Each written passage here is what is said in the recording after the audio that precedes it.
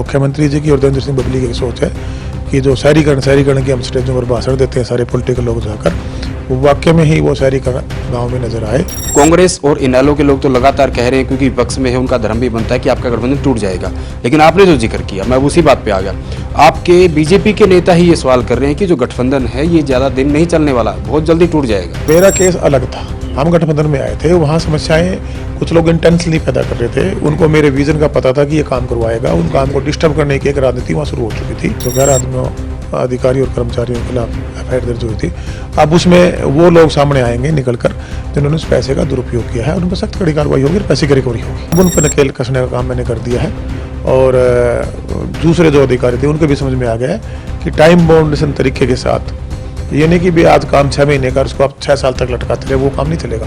आप अगर चेयर पे आए, सुबह ड्यूटी करके शाम की ड्यूटी है कि वहाँ अकेले कुर्सी तोड़कर आप जाएंगे। देखिए बहुत से काम पर्टिकुलर टोहाना के लिए अगर आप कहें तो हर चीज़ को हमने डिपार्टमेंट वाइज चार्ट बनाया, क्या क्या नीड हमारे टोहाना को, क्योंकि हमारे टोहाना सत्ता में तो रहा। आज भी मैं कह रहा हूँ कि एक नरक भोगने वाला सा हाल मेरी कंस्टिट्यूंसी का लोगों का वहाँ के राजनेताओं ने किया हुआ था। अब उनको भी एक मेरी सोच और मेरा विजन का पता लग चुका है, वो भी अब उस पर काम को तेजी से गति देने में मेरे साथ बनकर एक साथी की तरह मेरे साथ काम पे जुट चुके हैं। और बहुत पुरानी परंपरा थी, उसको तोड़ने में मुझे टाइम लगा, लेकिन अब आपको डेवलपमेंट अपने पूरे हरियाणा में और टोहाना में नजर आएगी। राज्यसभा चुनाव में जेजेपी विधायकों ने जो है अपना वोट बेचा और कहीं न कहीं वोट के बदले मोटा पैसा लिया, क्या कहेंगे? इसमें जो आरोप लगा रहे हैं वो खुद भी थे, तो अगर दूसरों पर आरोप लगाए फिर आप अपना भी जवाब दे दीजिए भी आपने भी वोट दिया है। ये जो बुराइयां हैं समाज की, ये समाज के हम मेरे जिला पे पूरे प्रदेश में सरकार की सोच और टोहाना क्षेत्र में बिल्कुल इनको उखाड़ के बाहर फेंकने का काम करूँगा।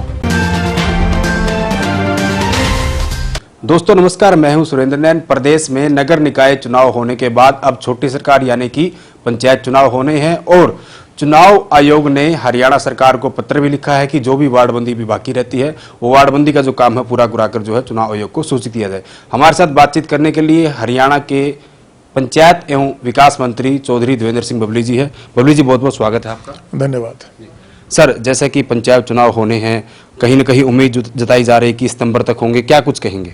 बिल्कुल तैयारियां काफ़ी हद तक हमने पूरी कर ली हैं।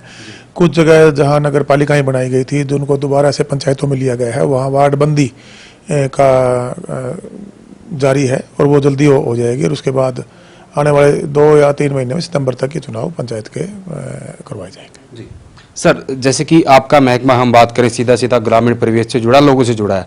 आखिर हम बात करें, क्योंकि जब से आपको महकमा मिला उससे पहले की बात करें तो कहीं ना कहीं कोविड का एक समय था, उसके बाद 1 साल से ज़्यादा किसान आंदोलन चला, तो बहुत सारे विकास कार्य हैं वो रुके हुए थे। आखिर आपने जब से महकमा संभाला है कितनी इसमें तेजी आई है और जो विकास है आखिर कितने हद तक अपनी पटरी पर आ पाया है? देखिए पहले कोविड भी एक कारण था, फिर आंदोलन भी एक कारण था। उस वजह से जिस गति से डेवलपमेंट गाँव के अंदर जो सरकार की मंशा थी हम वो वहाँ नहीं ले जा पाए। और वो अकेला पंचायत डिपार्टमेंट में नहीं, वो पूरे प्रदेश और देश का भी आप देखेंगे उस टाइम सभी काम रुक गए थे, व्यवसाय बंद हो गए थे, लोग घरों में बंद थे। उसको गति देने का हमने काम किया है, पूरा एक रोड मैप बनाकर पूरे हर गाँव का हमने ब्लूप्रिंट तैयार करवाया है और जो मूलभूत सुविधाएँ हैं उनको हम धरातल पर लेकर जाएं। ये अभी अधिकारियों से बार बार मीटिंग करके हमने सुनिश्चित किया है और उसमें बहुत से ऐसे प्रपोजल जो पिछले आपने देखा बजट सेशन के दौरान माननीय मुख्यमंत्री जी की भी घोषणा थी, गाँव को सड़कों की जो कनेक्टिविटी थी उसको दुरुस्त करना, ग्रे वाटर मैनेजमेंट को लेकर हम जो 5 पॉइंट वेटलैंड के तहत उसको और इम्प्रूव किया भी हमने कि उस पानी का टीओडी जो लेवल है उसको हम कम कर सकें और ताकि गाँव की पंचायत की एक सेल्फ सस्टेन में इनकम बन सके। पहले क्या होता था कि गांव के हम जोड़ों को फिशरी के लिए सरपंच गांव लेवल पे उनको ठेके पे दिया जाता था, लेकिन जो हमारा गांव का गंदा पानी है जिसको हम ब्लैक वाटर बोलते हैं, ग्रे वाटर, वो उनका इतने बुरे हालात हो चुके थे कि उसमें फिशरी और जो झींगा पालन से जो कि इनकम होती थी वो पिछले 5, 7, 10 साल से ख़त्म हो गई थी। दोबारा से उसको हम इम्प्रूव करके उस व्यवसाय को भी गांव की इनकम का एक जरिया बनाया जाएगा जिससे पंचायतें सेल्फ सस्टेन होंगी और गांव का एक जो वातावरण इस गंदे पानी जोड़ों की वजह से ख़राब हुआ पड़ा है, गलियों में पानी है, नालियाँ दुरुस्त होंगी, सड़कें दुरुस्त होंगी और ये सभी के सभी जितने हमारे जोड़ हैं, करीबन टोटल पौंड हरियाणा प्रदेश में 18,000 है और 3400 के 3500 के आसपास लगभग हमने टारगेट लिया है। आने वाले 2 साल में हम ठीक करेंगे और ये प्रोसेस आने वाले 5-7 साल में पूरा हरियाणा प्रदेश में जो व्यवस्था चरमराई हुई है ग्रे वाटर की वजह से, ये बिल्कुल दुरुस्त आपको नजर आएगी। सर, आपने कहा कि हरियाणा की गांव की व्यवस्था चरमराई हुई है। अगर हम बात करें, हरियाणा को पंजाब से अलग हुए करीब करीब 55 साल हो चुके हैं, लेकिन जो मूलभूत सुविधाएं हैं गांव के लोग कहीं न कहीं अब भी उन सुविधाओं के लिए तरस रहे हैं। जैसे कि आपने सारी चीज़ों के बारे में बताया, आप भी लगातार मंत्री बनने के बाद हरियाणा के अलग अलग गाँव में गए, लोगों से बातचीत भी कर रहे हैं। आखिर कितना सुधार करने की गुंजाइश है? देखिए, सुधार 100% होगा, मैं इंश्योर करता हूँ, हम 100% सुधार करेंगे। और सारी की सारे जो डेवलपमेंट की फाइलें थी, जो अभी तक ऑफिसों में इधर उधर धूल में फंसी हुई थी, उनको हमने निकालने का काम किया है। शिक्षा के क्षेत्र में हो, चिकित्सा के क्षेत्र में हो, ई लाइब्रेरी देने का काम हो, 1200 लाइब्रेरियाँ हम बहुत जल्दी 3 से 4 महीने में हरियाणा प्रदेश के हमारे जो विद्यार्थी उनको गिफ्ट करने का काम करेंगे। स्कूलों को कि उनकी हालत को दुरुस्त करके नवीनीकरण सौंदर्यीकरण करके उनको ठीक करने का काम करेंगे। जो हमारे PSC सेंटर वगैरह बने हुए थे, उनको भी हमने उनकी लिस्ट मांगी है, उनको भी हम ठीक करने का काम करेंगे। इसी प्रकार से बिजली पानी की व्यवस्थाएं लगभग ठीक हो चुकी हैं, उनको और बेटर किया जा सके। सोलर के साथ सोलर लाइट्स लगाकर, कैमरे लगाकर गाँव को एक सुरक्षा, जिसको मैं कहूँगा लाइट से गाँव के अंदर एक सुविधा जो आएगी, उसको देने का प्रपोजल उसकी टेंडरिंग प्रोसेस में लगभग कंप्लीट हो चुका है। ये जो 7-8 मूलभूत सुविधाएं हैं, इनके पैरेलल सभी के डिपार्टमेंट ने लगभग टेंडर प्रक्रिया कंप्लीट कर ली है। सारी फाइलें मेरे से साइन होकर माननीय मुख्यमंत्री जी के पास अप्रूवल के लिए गई हैं। आने वाले मैं उम्मीद करता हूँ कि 10-15 दिन के बाद वो प्रक्रिया पूरी होकर टेंडर लगाए जाएंगे। और एक बहुत बड़ा बदलाव आने वाले जो हमारे पास जो समय बाकी है, उसमें हमारी सरकार की, माननीय मुख्यमंत्री जी की और देवेंद्र सिंह बबली की एक सोच है कि जो शहरीकरण की हम स्टेजों पर भाषण देते हैं सारे पॉलिटिकल लोग जाकर, वो वाकई में ही वो शहरीकरण गाँव में नजर आए। पार्कों की व्यवस्था है, साफ सफाई की व्यवस्था है, कूड़ा प्रबंधन का भी हम टेंडर जारी कर रहे हैं, ग्रे वाटर का भी मैंने बताया, ई लाइब्रेरी देने का काम है, जिम संस्कृति भवन महिलाओं के लिए देने का काम है। उसके साथ साथ अपने ग्रीन एनर्जी में सोलर लाइट गांव में पहले हम पायलट प्रोजेक्ट के रूप में किसी एक कंस्टिट्यूंसी को उठाकर उस पर हम अभी टेंडर प्रोसेस में ले आए हैं। इसी प्रकार से जो शहरों में सुविधाएं हैं वो गाँव के हर घर तक पहुंचे, ये सरकार की सोच है और उस पर हम पूरी ताकत के साथ लगे हुए हैं और उसका रिजल्ट बहुत जल्दी आपको गांव में नजर आएगा, धरातल पर नजर आएगा। जी सर, आपने कहा कि आपकी सोच है कि गांव में भी शहरीकरण की कहीं न कहीं तर्ज नजर आए। वही देवेंद्र सिंह बबली लगातार कह रहे हैं कि मैं ईमानदारी से काम करना चाहता हूं, लेकिन अभी कुछ दिन पहले की बात करें, जब से आपने महकमा संभाला तो बहुत सारे भ्रष्टाचार के मामले इसमें सामने आए, आपने उन पर संज्ञान भी लिया।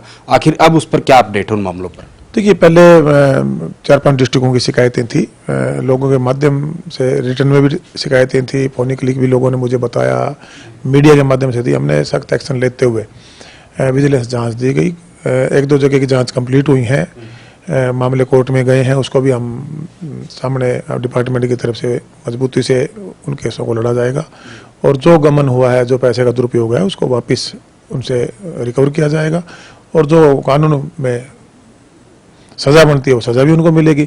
इसी प्रकार पलवल का मामला, तो उसमें अभी विजिलेंस जांच चली हुई है, वो जल्दी ही हमारे सामने उसकी रिपोर्ट आ जाएगी कितना पैसे का दुरुपयोग हुआ है और उस पर भी कड़ी कार्रवाई, एक FIR दर्ज हो चुकी है।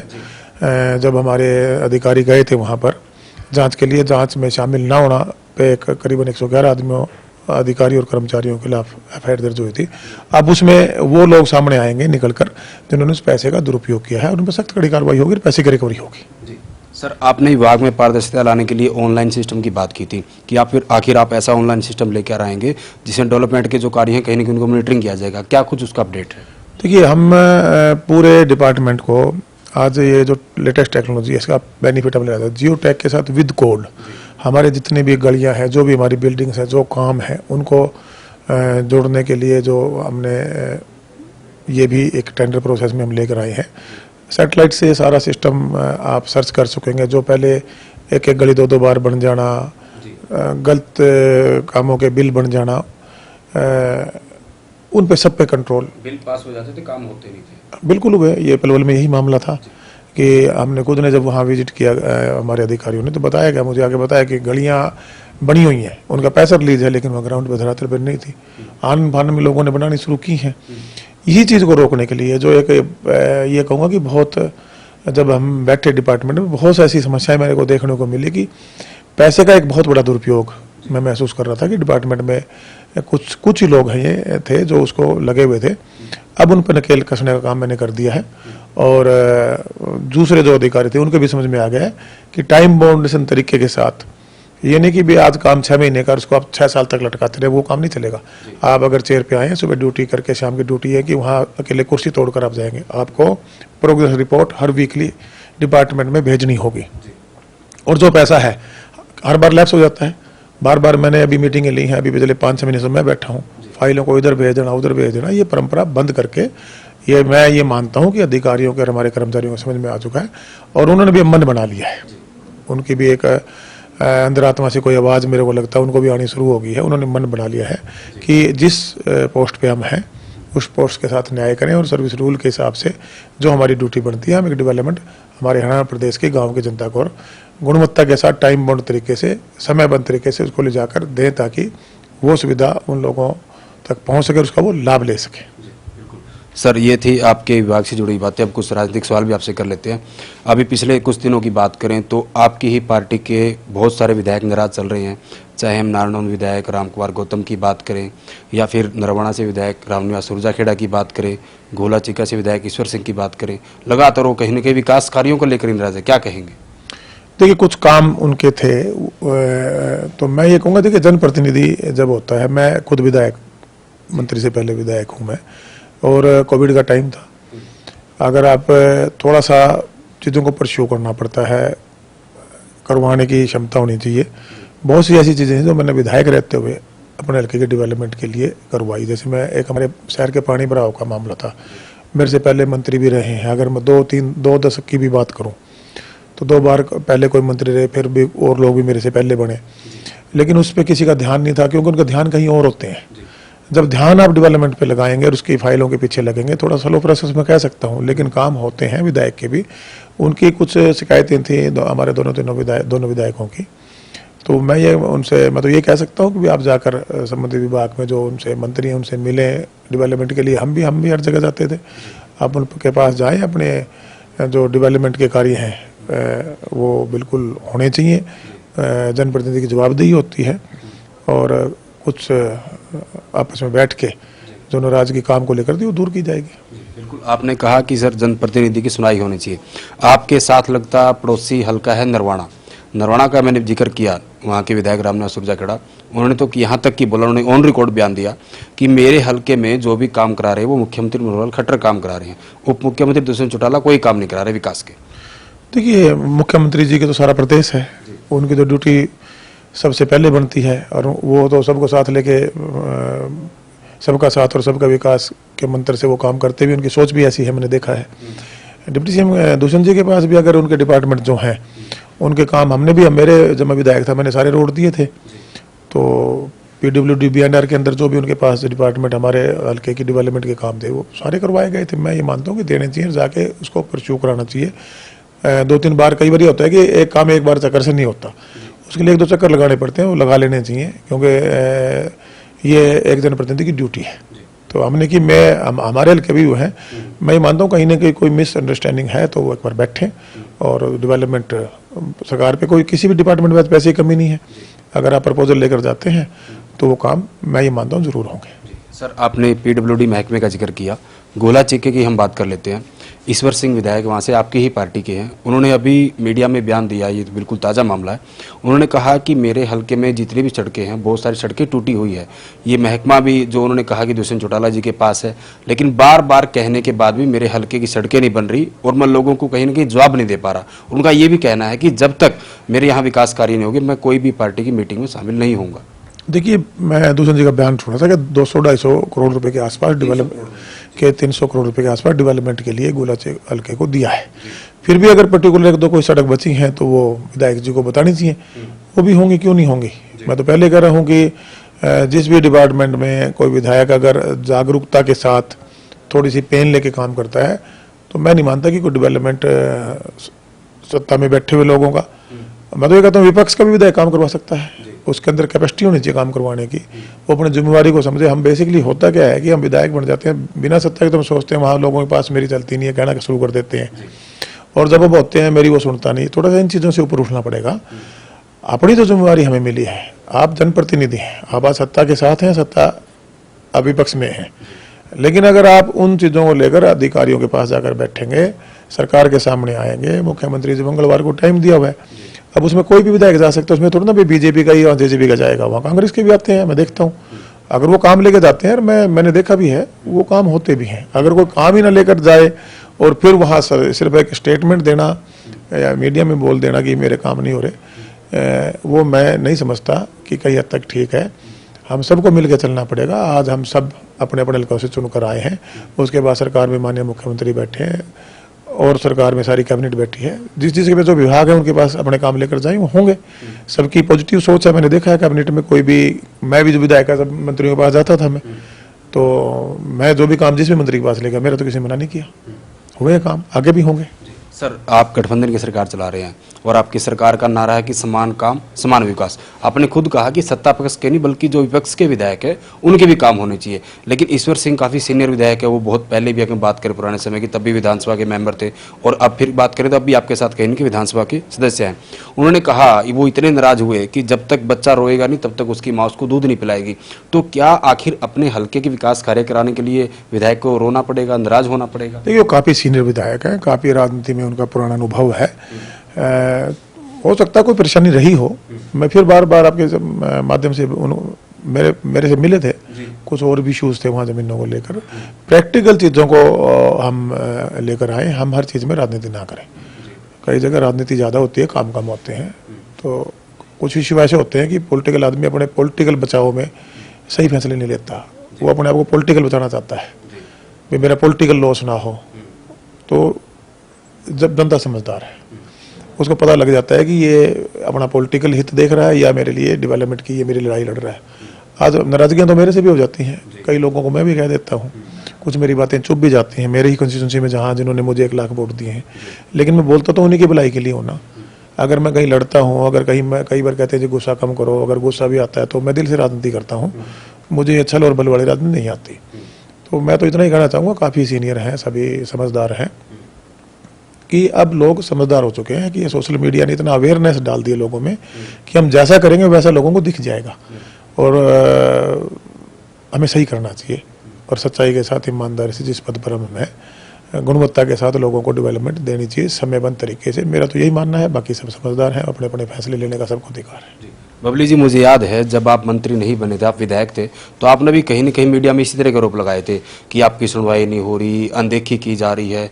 तो आखिर आपने ईश्वर सिंह का जिक्र किया, रामनिवास सुरजाखेड़ा का जिक्र किया, या फिर हम रामकुमार गौतम की बात करें, तो ये लोग व्यक्तिगत राजनीति के लिए सब कुछ कर रहे हैं। वाकई में कुछ न कुछ बातें, क्योंकि आपसे तो ऑफ रिकॉर्ड भी मिलते होंगे ना सारे जो आपकी पार्टी के सदस्य हैं, चाहे बीजेपी की बात करें, जेजेपी की बात करें या अन्य दलों से जो भी चुनकर आए, आपके साथ ऑफ रिकॉर्ड बैठ के बातें होती होंगी? मिले हैं मेरे से, कल हम विधायक आपस में मिलते रहते हैं, मेरे ऑफिस में भी आते हैं, काम को लेकर भी आते हैं, वैसे भी हम आपस में इकट्ठे हो ही जाते हैं। बेसिकली देखिए, जब मेरा केस अलग था, हम गठबंधन में आए थे, वहाँ समस्याएं कुछ लोग इंटेंसली पैदा कर रहे थे, उनको मेरे विजन का पता था कि ये काम करवाएगा, उन काम को डिस्टर्ब करने की एक राजनीति वहाँ शुरू हो चुकी थी। जब माननीय मुख्यमंत्री जी के संज्ञान में मामला है, उन्होंने उस पर एक अच्छा फैसला लिया कि जनप्रतिनिधि अगर टुहाने की जनता ने जिसको चुना है, हमारा संवैधानिक राइट बनता है कि हम डेवलपमेंट के लिए वही काम कराएंगे। आज ये कह देना कि मेरे सामने से तो सिर्फ एक्स लगा है, बाकी ताकतें, देखिए एक हमारा संविधान है इस देश का, उसकी गरिमा है, उस संवैधानिक प्रक्रिया में जहाँ जो जिस पद पे बैठा है उसका मान सम्मान होना चाहिए। और जो अगर मैं फिर आपके मेरे तो सीनियर हैं, काफ़ी उनका जीवन का अनुभव है, हम कल भी किसी मामले को लेकर चर्चा बैठे थे। मैं तो इतना कहना चाहूँगा कि समस्याएं हैं, उनको हम बैठ के डिपार्टमेंट से संबंधित है, दूसरे के डिपार्टमेंट से संबंधित है, कहीं मेरे डिपार्टमेंट से कोई काम है, अगर तरीके से बड़ा काम है तो मैं नहीं समझता कि हम उसको कोई भी सरकार या माननीय मुख्यमंत्री या दुष्यंत जी या कोई अनदर मंत्री उसको रोकने का काम करेगा। दबेश भावना से ऊपर उठ के अपने पर्सनल सिस्टमों को छोड़कर सिर्फ हम जन भावना के हिसाब से काम करेंगे तो फिर अच्छा रहेगा आने वाले समय में। चुनाव तो फिर सबने जाना है, चुनाव में वो जनता तो अपना फैसला ले ही लेती है, उससे पहले भी तो लिया है ना, जिसने दिखाया कुछ और किया कुछ, जनता ने फैसला सही ले लिया। आज अगर जो हो वही दिखाओगे तो मैं मानता हूँ आने वाले समय में जनता ठीक फैसले लेगी। सर आप जहां बोलना चाह रहे हैं मैं उस बात पर भी आऊंगा, लेकिन उससे पहले जो नाराज विधायक उन पे एक अंतिम सवाल कर लेता हूं, क्योंकि जिस प्रकार विधायकों की नाराजगी है ये सिर्फ जेजेपी की नहीं, बीजेपी के विधायक भी समय से नाराज होते रहते हैं, चाहे हम जींद विधायक की बात करें या फिर अलग अलग विधायक है वो हल्के को लेकर नाराज होते रहते हैं। और इस तरह की विधायकों की नाराजगी, इस तरह की चर्चाएं कहीं ना कहीं सवाल खड़े करती है कि जो बीजेपी जेजेपी का गठबंधन है वो टूट जाएगा। देखिए, ये जो लोग आज सरकार में नहीं है ना, ये उनकी भ्रमती है, वो भ्रम फैलाने का काम करते हैं। गठबंधन पूरा चलेगा, सरकार पूरा समय अच्छे तरीके से कार्य करेगी और अगला चुनाव मैं तो ये समझता हूँ कि दोनों पार्टियों की जरूरत रहेगी। अगला चुनाव भी गठबंधन में होगा, बाकी पार्टियां फैसला लेंगी, लेकिन ये सरकार 100% गठबंधन में पूरा समय तरीके से निकालेगी और एक दूसरे की दोनों को ज़रूरत है। और डेवलपमेंट को लेकर जो विधायकों की रहती है वो कहीं ना कहीं अपनी जगह ठीक है, मैं ये नहीं कहता, लेकिन मैं तो फिर अनुरोध करना चाहूँगा कि भाई अगर है तो जैसे हमारे मामले में कैसे लगता है, आपने मेरे भी क्वेश्चन किया, इनके मामले में तो डेवलपमेंट के काम है, अलग परिस्थिति है, तो उसको हम ठीक कर सकते हैं। वो ऐसा नहीं ठीक होने वाली चीज़ नहीं, वो ठीक हो सकती है। कहीं कोई कमी रही है उसको दुरुस्त करेंगे, मिल बैठ कर करेंगे और डेवलपमेंट सरकार की ड्यूटी है और उसको पूरा करके देंगे। बबली जी, आपने बोला कि आपकी तो ये सोच है कि जो आगामी चुनाव होंगे वो भी कहीं नहीं गठबंधन में लड़े जाने चाहिए, बीजेपी जेजेपी को मिलकर चुनाव लड़ने चाहिए। लेकिन वहीं इससे पहले एक और सवाल बनता है, कांग्रेस और इनेलो के लोग तो लगातार कह रहे हैं, क्योंकि विपक्ष में है, उनका धर्म भी बनता है कि आपका गठबंधन टूट जाएगा। लेकिन आपने जो जिक्र किया, मैं उसी बात पे आ गया, आपके बीजेपी के नेता ही ये सवाल कर रहे हैं कि जो गठबंधन है ये ज्यादा दिन नहीं चलने वाला, बहुत जल्दी टूट जाएगा। वो नेता वो सवाल मेरे को नहीं, मेरे से मत पूछो सवाल आप। वो लोग कर रहे हैं जो जनता ने बाहर बिठाए हुए हैं, उनको तो यही सूट करता है ना। वो ये नहीं बोलेंगे तो लोग उनके पास कैसे जाएंगे, तो उनके पास तो बिल्कुल कोई जाना ही बंद हो जाएगा। वो जनता के नकारे हुए लोग, मैं मानता हूँ, बोलते हैं वो किसी पार्टी के हों जो सत्ता में, ये उनको उम्मीद है कि आने वाले समय में शायद हम सत्ता में आएंगे। मेरा ये मानना है, इंडिविजुअली हो सकता है गलत है, लेकिन ऐसा कुछ नहीं है। सरकार में अंडरस्टैंडिंग दोनों पार्टियों की बढ़िया है और मिलकर एक अच्छी सरकार प्रदेश में आज मैं कहूँगा कि चलाने का प्रयास माननीय मुख्यमंत्री जी कर रहे हैं और वो उसके रिजल्ट भी डिपार्टमेंट वाइज सारे मंत्री देने का प्रयास कर रहे हैं। मैं तो इतना कह सकता हूँ, जहाँ मेरी जिम्मेवारी है मैं ईमानदार से एक रिजल्ट, जो मेरी जवाबदेही हरियाणा प्रदेश की जनता को है, मेरे टोहाना के लोगों को है और सरकार में माननीय मुख्यमंत्री को, मैं उसका रिजल्ट दूंगा। बबली जी, अभी हाल ही में निकाय चुनाव हुए, उसमें कहीं न कहीं पहले ये निर्धारित किया गया कि बीजेपी अलग चुनाव लड़ेगी और जेजेपी अलग चुनाव लड़ेगी, लेकिन बाद में फिर मिल बांट कर फैसला किया गया कि हम गठबंधन में ही चुनाव लड़ेंगे। गठबंधन में चुनाव लड़ा भी गया, लेकिन बहुत सारी जगह, हम चाहे आपके टोहाना की ही बात करें, है ना, चाहे शाहबाद की बात करें, गुलाचिका की बात करें या अलग अलग नरवाना की बात करें, इस तरह की डबवाले की बात करें, इस तरह की चीज़ें सामने आई कि जो आपके गठबंधन के साथी थे, वो चाहे हारे हुए हो या फिर वहां से उनके विधायक ना हो, वहां के लोगों ने कहीं ना कहीं आपको उतना साथ नहीं दिया जो दिया जाना चाहिए था। देखिए, ये छोटे चुनाव थे, ये एक फेस वैल्यू लोकल लेवल पे भाईचारा भी इसमें काउंट होता है। अब मान लीजिए किसी ने चुनाव में मेरे वोट डाले थे, अब लोकल लेवल पे आप सोचो कि वो सारा वोट आप जो कैंडिडेट दो उसको डल जाए, सब पॉसिबल नहीं होता। चाहे वो सरपंच के हों, ब्लॉक लेवल पे हों, हमारे नगर पालिका के जो चुनाव अभी हुए हैं, इसमें थोड़ा सा लोकल अपने एक कैंडिडेट का अपना सिस्टम वजूद खड़ा हो जाता है। पार्टी लेवल पे कुछ नाराजगियाँ भी थी गठबंधन में, जैसे हमारी पार्टी से जो ये आंदोलन हुए उसकी वजह से भी एक थोड़ा सा डेंट हमें था।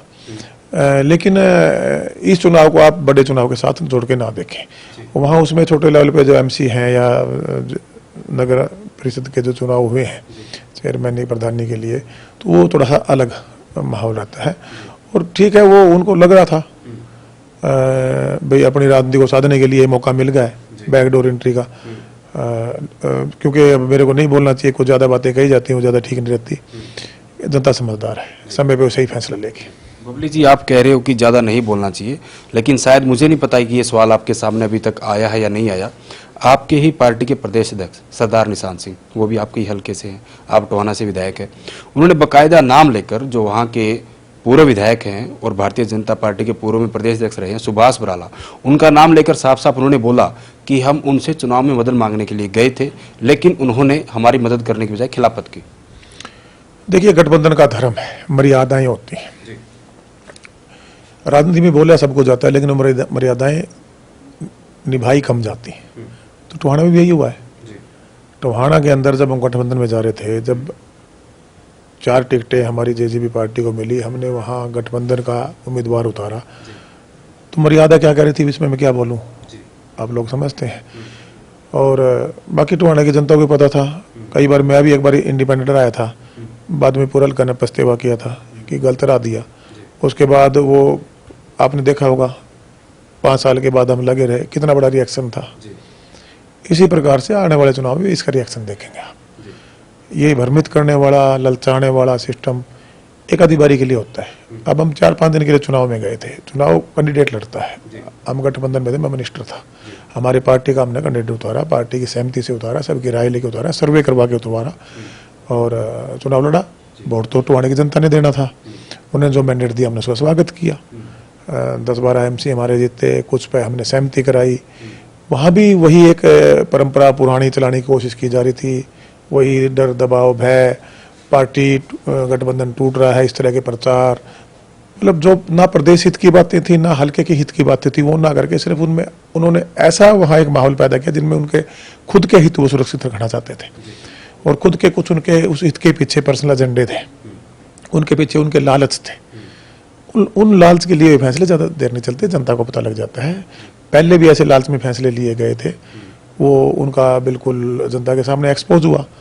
उसका रिएक्शन आपने पिछले मेरे जब विधानसभा उसके सामने देखा, आने वाले समय में देखना उसका रिएक्शन फिर नजर आएगा आपको।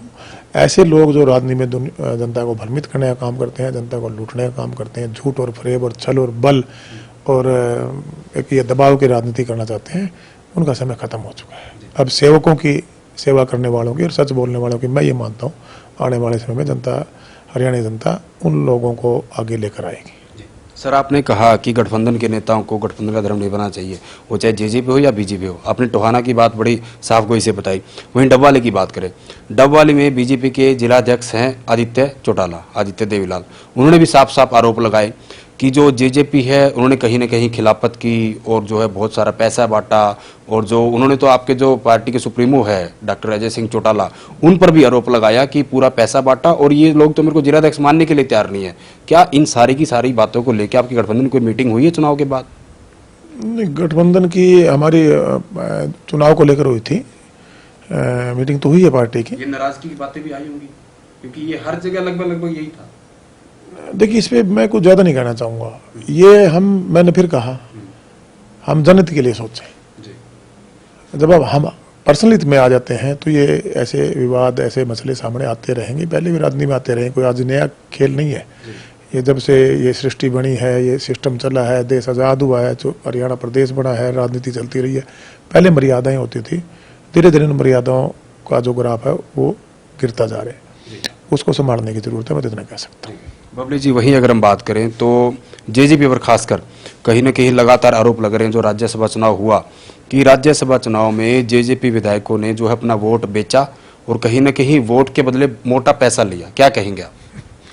यही कि एक पॉलिटिकल स्टेटमेंट।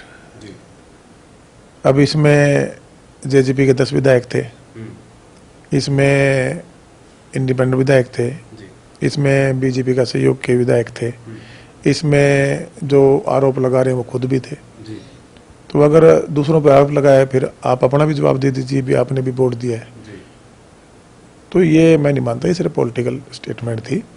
ये गठबंधन का एक फैसला था और उसको कैंडिडेट को उतारने का, वो उतारा। और अब कांग्रेस से भी आगे विधायक उन्होंने क्रॉस वोट किया और वो जीतते। तो ये पॉलिटिकल स्टेटमेंट्स हैं, इसमें ये मैं इनको निराधार मानता हूँ। ये बेच दिया, वो खरीद फरोख, हमें तो कहीं पता नहीं लगा। एक दिन खाना तो जरूर खा के आए ट्रेनिंग के दौरान, बाकी हमारे सारे विधायक वहीं थे और गठबंधन के हम सभी इकट्ठे थे और सबने ईमानदार से अपना वोट देकर कैंडिडेट को विजयी बनाया। क्योंकि बबली जी, आप जिनका नाम ले रहे हैं, आपने नाम नहीं लिया हालांकि, लेकिन जिसकी तरफ इशारा कर रही है कि जो आरोप लगा रहे हैं उन्होंने भी वोट डाला। उन्होंने बकायदा, मैं बात कर रहा हूँ अभय सिंह चौटाला की, उन्होंने बकायदा ये बोला है कि मेरे पास पूरी की पूरी डिटेल है कि किस विधायक के पास कितना पैसा पहुंचा। तो मैं तो कहता हूँ बताएं, हमारा बकाया होकर बता, हम तो ऐसे कामों में है नहीं तो बताएं तो सही, हमें तो इन चीज़ों का ज्ञान भी नहीं है और हमें पता भी नहीं है और हमारे से कोई चर्चा भी नहीं करता इन कामों की। हम तो काम की तरफ लगे हुए हैं, अपना काम कर रहे हैं।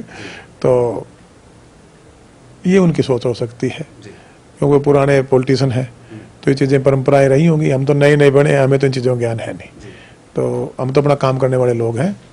और ऐसा वहाँ मैंने कोई महसूस भी नहीं किया। मैं भी पूरा एक दिन ट्रेनिंग में रहा हूँ, अपनी वोट डाल के आगे थे। अगर कहीं ना कोई ऐसी बात होती तो उसकी सुरसार तो चलती है ना, तो वहाँ ऐसा कुछ नहीं था, बिल्कुल साफ सुथरा चुनाव हुआ है और गठबंधन का सभी आज़ाद की एक मत था, सब ने इसमें सहयोग किया और वो जीत कर आए।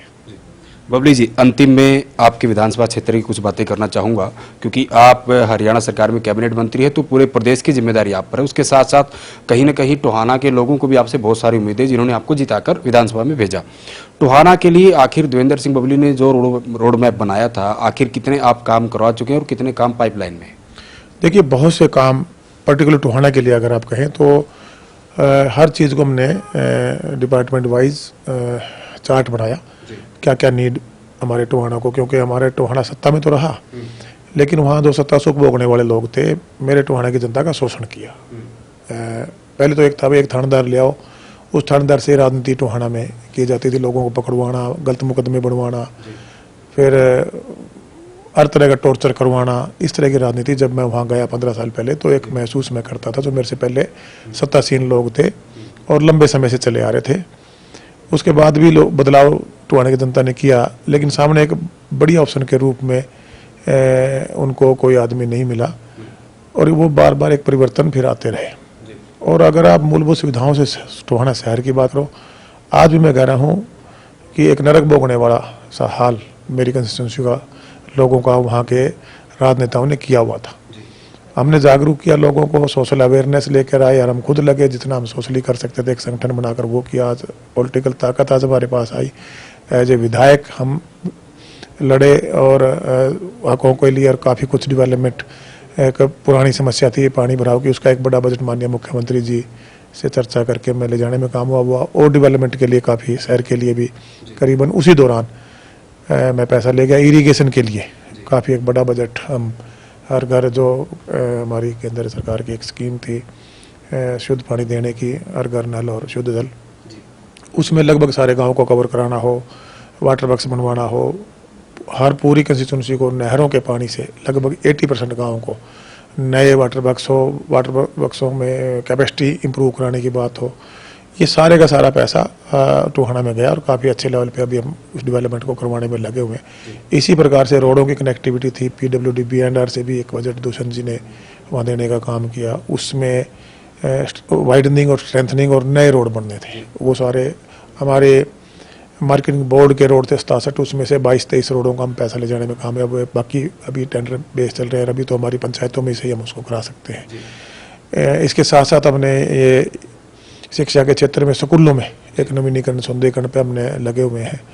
साथ में ये लाइब्रेरी, काफ़ी जो पुरानी बिल्डिंग थी लगभग उसमें काम शुरू हमने करवा दिया है। जिम देने की बात हो, महिला संस्कृति भवन, एक बहुत अच्छा प्रोजेक्ट माननीय मुख्यमंत्री जी से चर्चा करके हम एक लेकर गए कम्युनिटी सेंटर का मल्टीपल फैसिलिटी के साथ, वो हमने अभी 11 हमारे टोहाना के अंदर उसकी हमने नींव रखवा दी है। 1 साल के अंदर उस प्रोजेक्ट को हम कंप्लीट कराएंगे। इसी प्रकार अब हम पूरे ग्रीन एनर्जी, सोलर लाइट के साथ, कैमरों के साथ उसमें कुछ गाँव को जोड़कर घरे वाटर में करीबन 35-40 गाँव का काम चले और 35-40 गाँव को और आने वाले समय में। मैं कहने का भाव, जो एक जनप्रतिनिधि के नाते मैं अपने टोहाना में जो 7-8-10 मूलभूत सुविधाएँ थी, इनकी शुरुआत मैं कर चुका हूँ और कंस्टिट्यूंसी मेरी पकड़ में है, लोग सोशली वहाँ अवेयर है, मेरी बात को अहमियत देते हैं, तो मुझे सपोर्ट बहुत मिलती है। कोई भी प्रोजेक्ट मैं अगर शुरू करना चाहता हूँ तो मेरे साथ एकदम से मेरा हल्का खड़ा हो जाता है और इसी प्रकार से वो एक रोल मॉडल बने और उसके पीछे हम पूरे हरियाणा को उस ढंग से डेवलप करें, इस सोच के साथ मैं काम पे लगा हुआ हूँ।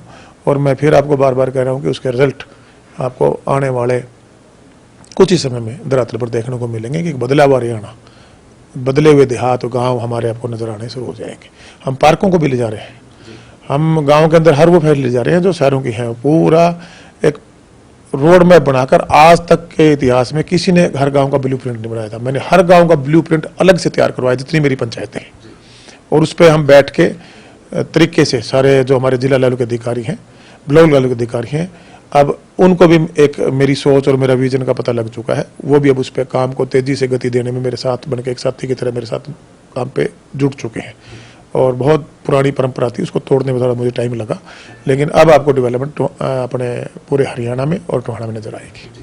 बबली जी, आपने कहा अभी खुद कि पहले टोहाना की जनता नरक में जिंदगी जी रही थी। अच्छी बात है, आपने बहुत सारे डेवलपमेंट के कार्य गिनाए और आपकी टोहाना की जनता ने और पूरे प्रदेश की जनता ने वो सुने भी कि क्या क्या आप काम कराने जा रहे हैं। लेकिन पहले आप मंत्री नहीं थे, अब तो आप पावर में हैं और पावरफुल मिनिस्टर हो चुके हैं। आपने बहुत दफ़ा इस तरह के आरोप भी लगाए थे मीडिया के सामने आके कि आपके टोहाना में जो है अवैध तरीके के बहुत सारे घिनौने काम होते हैं। क्या देवेंद्र बबली उन पर कोई लगाम, कोई नकेल कस पाए हैं? बिल्कुल कसी है। जितने हमारे यहाँ, एक तो सट्टा का बहुत पुराना एक प्रचलन टोहाना में था, वो सटैरी जो लोग थे, वो जो भी सरकारें बदलती रहती, प्रशासन अधिकारियों के साथ तालमेल या पॉलिटिकल लोगों से तालमेल होता था। जब आपके तालमेल ऐसे लोगों से नहीं रहेंगे तो चीज़ों पर अंकुश लगता है। अब हमारा जो लॉ एंड ऑर्डर है काफ़ी मेंटेन है और अधिकारी हमारे, चाहे पुलिस विभाग से संबंधित हो, जिला लेवल पे हो, चाहे मेरे सब डिवीजन पे हो, हमारे डीएसपी एसएचओ वगैरह टीम बनाई हुई है, चाहे हमारे एसपी हो, तो उस पर काफ़ी सख्ती के साथ काम किया गया है। और पिछले दिनों भी आपने जुआ के मामले देखे होंगे, कई जगह अवैध धंधे चलते थे, होटलों में सट्टा खिलाया जाता था, कई परमानेंट सटैरी हैं वहाँ पुराने बैठे हुए हैं जो खाने पीने के सामान में मिलावट वाला मामला था। हर चीज़ को हमने टारगेट किया है, कहीं भी किसी को नहीं बख्शा जाएगा।